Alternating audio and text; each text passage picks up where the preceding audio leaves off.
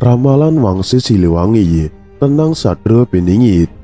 Wangsit Siliwangi salah satunya meramalkan kemunculan Satrio Beningit yang kembali membawa Nusantara berjaya. Siapakah Sadra Beningit? Dalam Wangsit Prabu Siliwangi tersebut, bagaimana tanda atau ciri kemunculannya? Hal ini diramalkan dalam Uku Wangsit Siliwangi. Uku Wangsit Siliwangi banyak meramalkan berbagai hal yang terjadi di Nusantara atau Indonesia saat ini, termasuk kemunculan Sadra Beningit. Salah satu ramalan yang paling kesohor adalah keberadaan Insinyur Soekarno yang disebutkan secara detail mengenai keturunan dan ciri-cirinya, yakni seorang penguasa yang berasal dari orang biasa, tetapi sesungguhnya titisan dari raja dan penguasa dahulu kala. Penguasa itu memiliki ibu dari keturunan Bali, atau disebutkan dalam Wangsit bahwa ibunya seorang putri dari Pulau Dewata.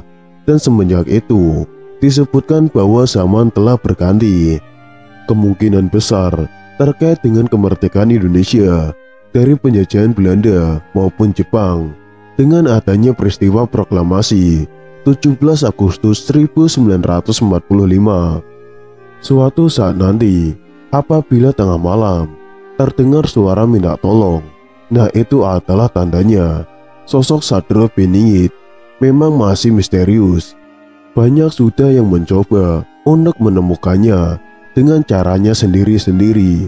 Alhasil, ada yang yakin telah menemukannya, bahkan juga ada yang mengaku dirinya lah si Sadra Beningit tersebut. Apabila diteliti, maka sosok yang telah ditemukan itu masih bisa diragukan apakah memang dia si calon Ratu Adil. Keraguan-keraguan yang muncul mendorong untuk menelaah dan mempelajari kembali apa yang telah diungkapkan dalam naskah-naskah leluhur mengenai sosok Sadra Beningit sejati.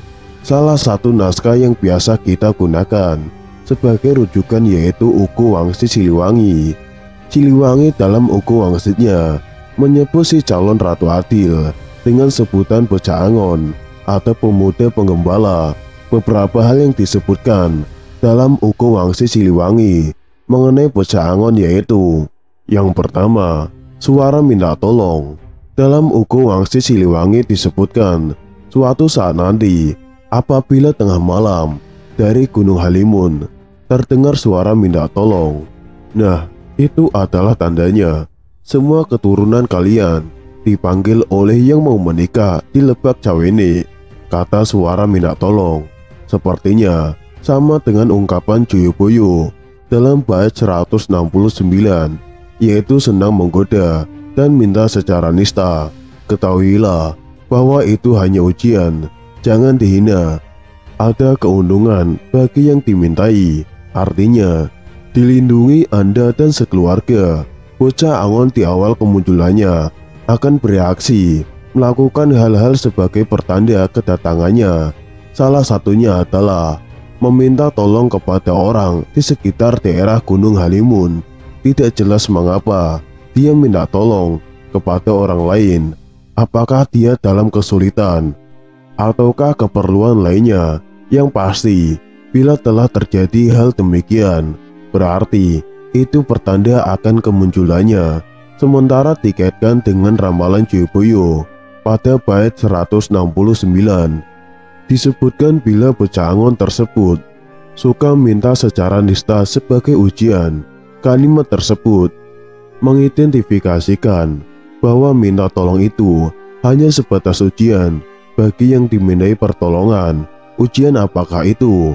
Belum diketahui ujian apa yang suka dilakukan Bocah Angon pada orang. Sebaiknya kita tunggu saja kejadiannya. Yang kedua, mencari sambil melawan, melawan sambil tertawa. Dalam Uku Wangsit Siliwangi disebutkan suatu saat nanti akan banyak hal yang ditemui, sebagian sebab terlanjur dilarang oleh pemimpin pengganti. Ada yang berani menelusuri terus-menerus, tidak mengindahkan larangan, mencari sambil melawan, sambil tertawa. Dialah anak gembala. Kata terlanjur dilarang ini Apa maksudnya? Apakah dilarang dalam mengungkap fakta-fakta atau dilarang meluruskan sejarah? Sepertinya masih butuh penafsiran lagi. Yang pasti, bocah Angon sepertinya tidak peduli dengan larangan pemimpin. Bahkan bukan hanya tidak peduli dengan larangan tersebut, tetapi lebih dari itu, bocah Angon melawan larangan si pemimpin itu sambil tertawa. Tidak bisa dibayangkan bagaimana perasaan si pemimpin bila dilawan sambil tertawa. Bisa-bisa bocah Angon dalam situasi bahaya karena kerjanya selalu melawan sang pemimpin pengganti. Kata banyak yang ditemui sebagian karena terlanjur dilarang pemimpin baru, menunjukkan bahwa yang akan ditemukan masyarakat memang hanya sebagian saja. Oleh karena sebagian saja, maka yang ditemukan tersebut belumlah lengkap dan tentunya belum sempurna hasilnya. Tetapi tidak bagi bocah Angon, dia terus saja mencari sambil melawan. Bisa jadi temuan si bocah Angon ini kelak merupakan temuan yang paling lengkap dan mendekati kebenaran. Yang ketiga, dia digembalakan ranting daun kering dan sisa potongan pohon. Dalam Uko Wangsi Siliwangi disebutkan, apa yang dia gembalakan bukan kerbau, bukan domba, bukan pula harimau ataupun bandeng, tetapi ranting daun kering dan sisa potongan pohon. Dia terus mencari, mengumpulkan semua yang dia temui, tapi akan menemui banyak sejarah atau kejadian. Selesai zaman yang satu, datang lagi satu zaman yang jadi sejarah atau kejadian baru. Setiap zaman membuat sejarah, setiap waktu akan berulang, itu dan itu lagi. Bocah Angon memiliki kebiasaan mengumpulkan daun dan ranting. Kata daun dan ranting yang disebutkan Uko Wangsi Siliwangi dalam bahasa asli Sundayana, yaitu Kalakai Jeng Tutunggal. Kalakai merupakan daun lontar yang biasa digunakan oleh orang kita pada zaman dahulu kala sebagai lembaran daun untuk menulis. Sementara Tutunggal merupakan ranting pohon yang biasa digunakan orang kita pada zaman dahulu kala sebagai pena untuk menulis, sehingga Kalakai dan Tutunggal bisa diartikan sebagai kertas dan pena. Si bocah Angon ini memiliki kegemaran suka mengembalakan kertas dan pena. Dia terus mengumpulkan dan mengumpulkan kedua barang tersebut. Sebagai gembalanya, tidak jelas kenapa dia suka mengembalakan kertas dan pena.